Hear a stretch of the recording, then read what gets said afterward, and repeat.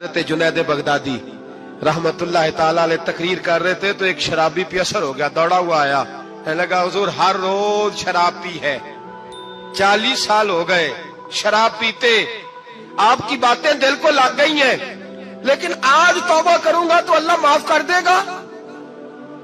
तो हजरत जुनैद बगदादी फरमाने लगे तेरा कोई इंतजार कर रहा है? तो कहने लगा हुजूर नशइयों का शराबियों का कौन इंतजार करता है, कुछ जमाना अम्मा इंतजार करती थी, अब समझ गई वो नहीं आएगा। कौन इंतजार करता है, समझ गई वो नहीं आएगा। कुछ अरसा बीवी ने इंतजार किया, समझ गई किसी नाली में पड़ा होगा, नहीं आएगा। बहन भाई बाल बच्चे इंतजार करना छोड़ गए, अब मेरा कोई नहीं इंतजार कर रहा। तो हज़रत जुनैद बगदादी रो पड़े, फरमाने लगे नहीं, रब की रहमत तेरी तौबा का अभी भी इंतजार कर रही है, खुदा का करम तेरी तौबा का इंतजार कर रहा है, आजा, दरवाजा खुला हुआ, लौट आया। वो शख्स कहता है जब बात सुनी तो अल्लाहु अकबर कहा, कपड़े फट गए, कदमों में गिरा, वुजू किया, गुस्ल किया, मस्जिद आया, कहने लगा या अल्लाह तू वाकई राजी है, वाकई राजी है। तो फरमाते जब वो रो रो के ये दुआ कर रहा था तो मस्जिद के हर कोने से आवाज आने लगी, तूने सच्ची तौबा कर लिया तो तेरा रब राजी हो गया है, इनको पकड़ के लाओ। और हजरत जुनैद ने ये बात सीखी कहां से? हजरत सीरी सख्ती से। हजरत सीरी सख्ती आपके मुर्शद तो गुजर रहे थे गली में, एक दरख्त के नीचे रश बड़ा था, दरख्त था तो लोग वहां इकट्ठे थे, रश था तो आपने कहा जुनैद पता तो कर यहाँ क्या है। लोगों ने कहा हुजूर एक शराबी शराब के नशे में मस्त ऑल फॉल बोल रहा है और लोग तमाशा देख रहे हैं। हजरत गए, छड़ी हाथ में थी, जवानों से कहा चलो निकलो भागो, सब लोग चले गए।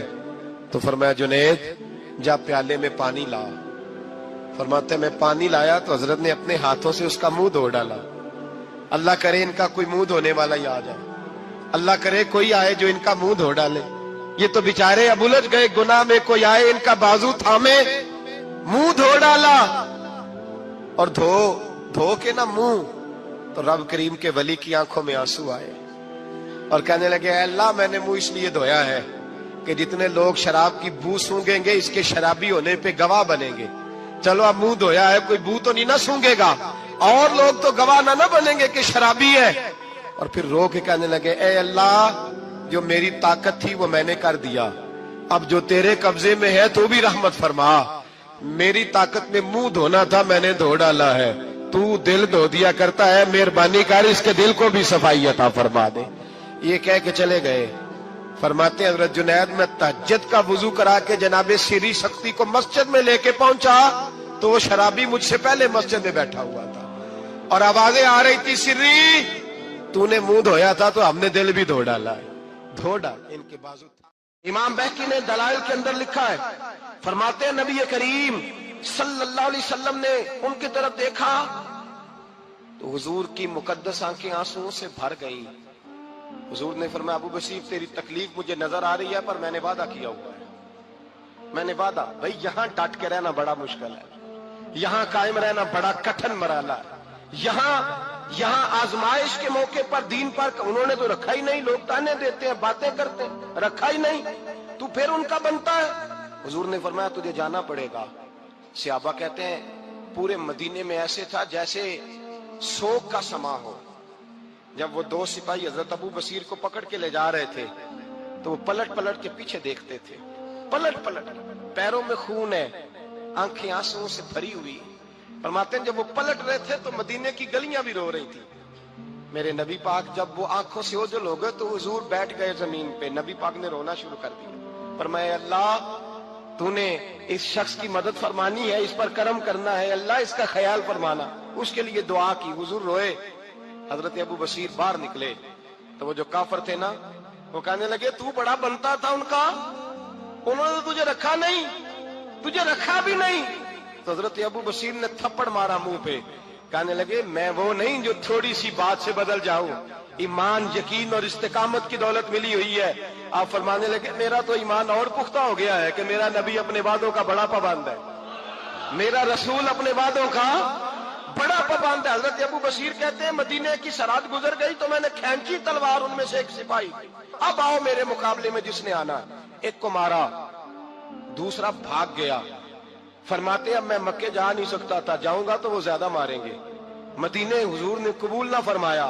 फरमाते एक जंगल में जाके अल-ईस नाम की एक बस्ती थी, वहां डेरा लगा लिया, दरिया के किनारे पानी पी लेता, पत्ते खा लेता, तन तंदूर हड्डां दा बालन ते असी हावां नाल तपाया, कप कप मुकियां पेड़े कीते ते उत्तों सबर पलेथन लाया, तन दी हांडी ते मन दा सालन उत्ते लून सबर दा पाया। गुलाम फरीदा वे मैं सारी तेरी, गुलाम फरीदा वे मैं सारी तेरी, तेनू अजे यकीन नहीं आया।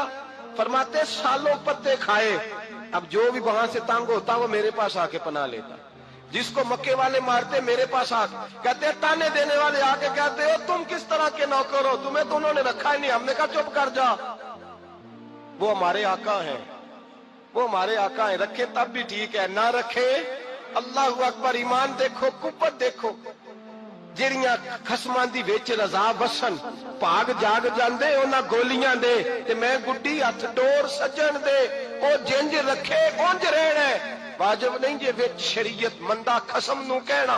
फरमाया बस ठीक है, जिस तरह हुजूर राजी वैसे ही हम राजी। हजरत अबू बसीर रदी अल्लाह तआला अन्हु के पास 300 सहाबा इकट्ठे हो गए, 300।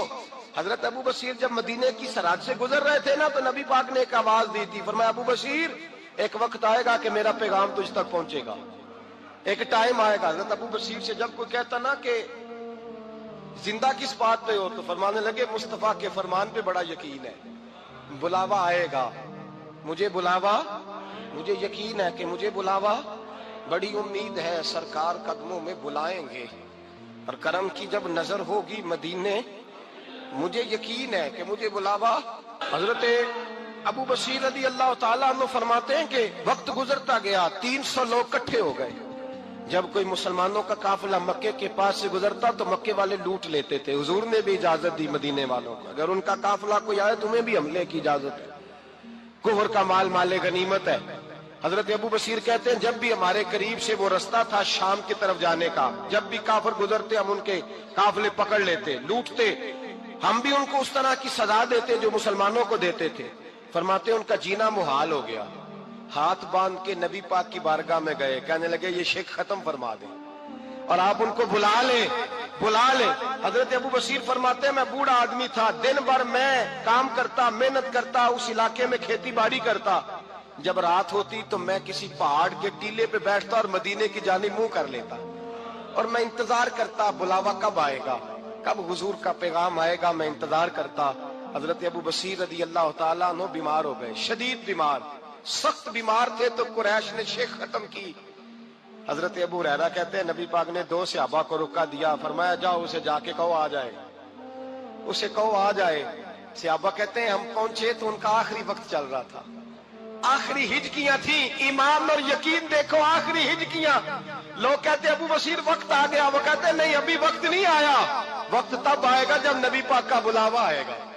हुजूर का वादा था वक्त तब आएगा जब मेरे नबी का बुलावा आएगा, अभी बुलावा नहीं आया, तो अबू बसीर का वक्त भी नहीं आया। सहाबा कहते हमने जाके रुका, थमाया, उठने की भी ताकत नहीं थी। जब हुजूर का रुका लिया ना तो दोनों यूं मुट्ठियां बंद कर ली, गोया झूम झूम के नारे लगाने लगे, आओ देखो मेरे नबी के वादे कितने सच्चे हैं, आओ देखो हुजूर के वादे। चूमते हुजूर का नामा सर पे रखते, सीने से लगाते, और कहते हैं फिर बुलंद आवाज से कलमा पढ़ने लगे, कहने लगे हुजूर में हाजिर हुआ, या रसूल अल्लाह में आया।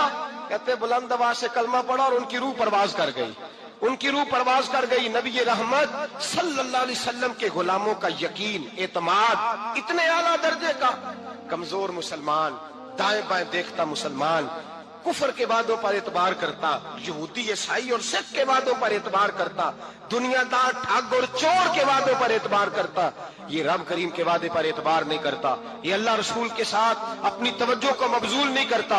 मेरे रसूल करीम सैयद आलम सल्लल्लाहु अलैहि वसल्लम के गुलामों ने एतमाद करके, यकीन करके हमें बतलाया है कि जब तेरे पास यकीन की दौलत होती है फिर तो दुनिया का ताकतवर आदमी होता है, जब तेरे पास ईमान की कुव्वत होती है तो दुनिया का सबसे मजबूत शख्स होता है। अपने आप को मजबूत करें, अपने अंदर ईमान की तवानाई पैदा करें, ये झूठे वादों पर, झूठी तसल्लियों पे अपने आप को जिंदा ना रखें, ना देखें दाएं बाएं क्या हो रहा है, तवज्जो सीधी अल्लाह रसूल की जानिब रखें, मजबूत ईमान पैदा करें, तगड़ा दानाई वाला। माते मेरी अम्मा बूढ़ी थी, تو ان کا معدہ کمزور ہو گیا تھا، تو میں اٹھا کے پخانہ پیشاب کرتا تھا تو کئی دفعہ میرے اوپر کر دیتی تھی. یہ حضرت ابن جوزی علیہ رحمہ نے اس کو لکھا ہے.